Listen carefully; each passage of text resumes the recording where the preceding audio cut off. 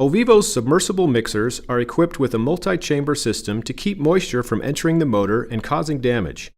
Moisture sensor relays send alarms to the control panel to warn if moisture is detected in the sealing chamber. If the sensor alarm sounds, you will need to check the mixer. If water is detected in the chamber, drain and dry the chamber, refill with oil, and reseal.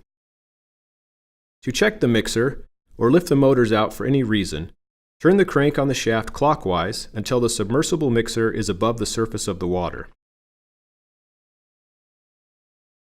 To return the mixer to its working position, turn the crank counterclockwise until the cord connection is fully submerged and the line is slightly taut, as shown here. The traction and power cable must be arranged and secured so that it is not kinked or rubbing, causing chafe marks. Bends in the cables can lead to machine damage or injury from electric shock.